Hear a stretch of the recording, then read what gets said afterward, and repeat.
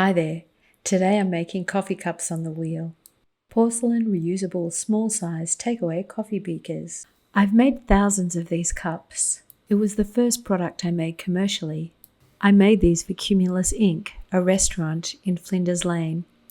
They were made in editions to 50 or 100. Each edition had a different interior colour. I'm going to keep chatting while I prepare my clay. I'm preparing my porcelain weighed out to 250 grams per cup. These cups with different branding for other cafes as well, and for my own product range. So now I'm going to show you how I make these porcelain cups. The size of each cup is quite important. They fitted a plastic takeaway cup lid. So you can imagine they needed to be millimeter perfect. So for a job where size is so incredibly important, I made a template. To get the right size, I had to do some serious measuring and testing to find out how much shrinkage I needed to take into account. So after drawing up a diagram of the product before drying and firing, I'm making a plastic template. By the way, each product I made had a spec sheet with sizes, weights, and instructions. So I've just traced around the form of my coffee cup from my diagram. I've traced onto hard plastic. Now I'm going to cut around the outline. I love the simplicity of creating a template. I know there are all sorts of contraptions that allow you to size items while you throw. I love the simplicity, so I like this simple system. I have the tiniest studio ever, so I don't have room to store a lot of equipment. So this is the outline of my beaker on the template, and this is what I'm left with. These are small, portable, and super inexpensive. Perfect, so I think we're ready to start. So as I've already mentioned, I'm throwing with 250 grams of porcelain. So I'm centering my piece of clay. Interestingly, it's really hard to center small pieces of clay. I started making these before I worked out how to throw off the hump. So each one was centered and made like this. Stay tuned for my next video on throwing tiny things, which will provide a little introduction to throwing off the hump.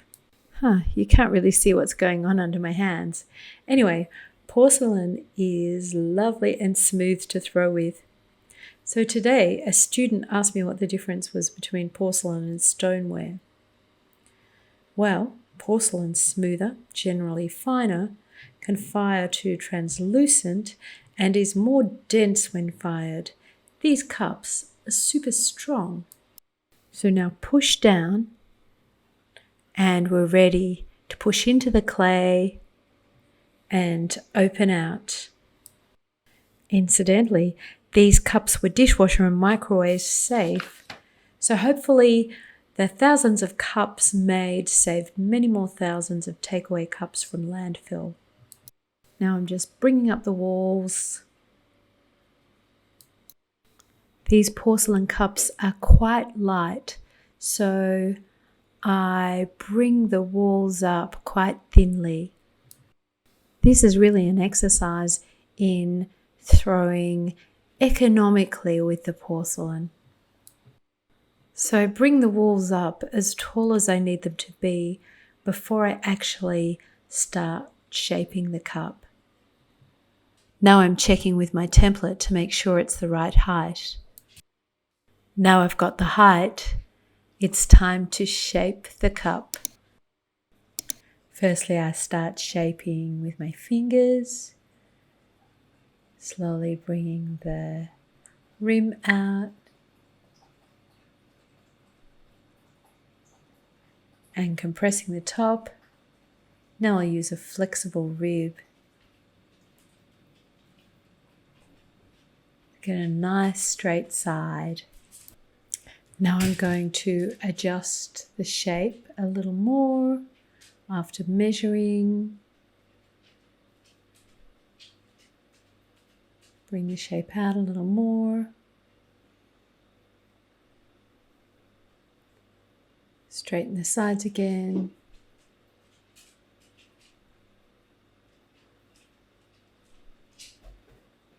And measure once more. And trim around the base.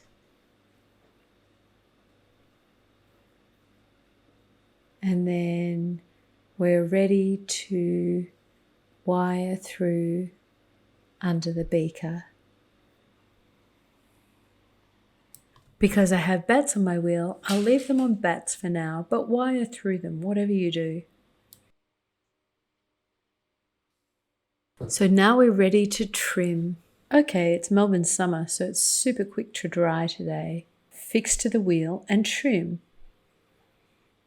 These are so simple to trim and no clay wastage. Super efficient to make. Just trim so there's a slight concave base. That works well. If you're a production potter, this is something you think about.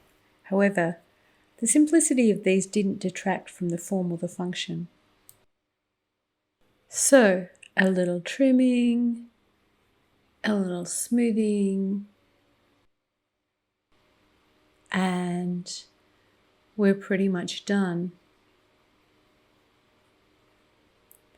So the next phase is bisque firing, and then glazing, firing again, and then they're decorated with a decal, and then fired again. If I were to make these now, I'd probably try and avoid these multiple firings. So back to the branding. I printed the decals for the branding myself. The printing or the decals are essentially an overglaze. The decals are applied to the fired cup and refired to a lower temperature. These beakers are light, they fit easily under a coffee machine head, and they're exactly the right size for my morning cappuccino. I hope you find something useful in these videos. If you do, why not subscribe? And of course, feel free to like and comment below. It's much appreciated. Thanks for watching and happy potting!